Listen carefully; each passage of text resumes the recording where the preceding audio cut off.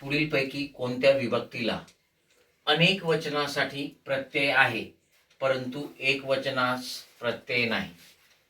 बघा विद्यार्थी मित्रांनो, विभक्ती एकूण 8 आहेत. प्रथमा विभक्तीला एक वचनातही प्रत्यय नाहीत आणि अनेक वचनामध्येही प्रत्यय नाहीत.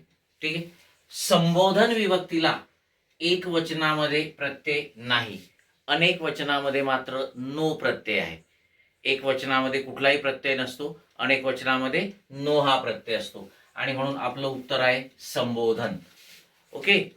आता बघा, काही विभक्त्या ज्या आहेत त्यांची काही वैशिष्ट्य सांगतो तुम्हाला प्रत्ययाच्या बाबतीत.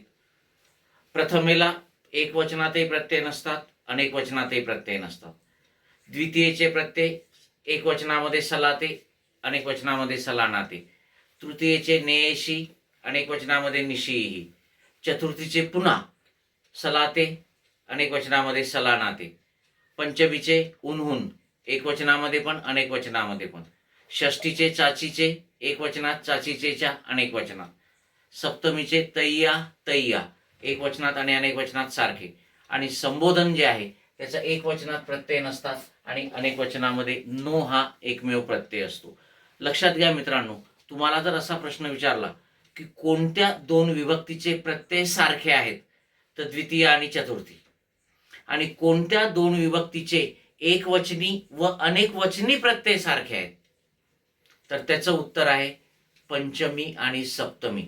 कारण पंचमी आणि सप्तमीचे एक वचनामधले आणि अनेक वचनामधले प्रत्यय सारखे आहेत. एक वचनामध्ये पंचमीचे उन्हूनच आहेत, अनेक वचनामध्ये उन्हून. आणि सप्तमीचे एक वचनामध्ये तय्या, अनेक वचनामध्ये तय्या. आणि कोणत्या विभक्तीचे प्रत्यय सारखे आहेत? द्वितीय चतुर्थी. कोणत्या विभक्तीचे दोन्ही वचनातील प्रत्यय सारखे आहेत? तर पंचमी आणि सप्तमी. ओके. आणि आपलं उत्तर आहे संबोधन. ओके. यस.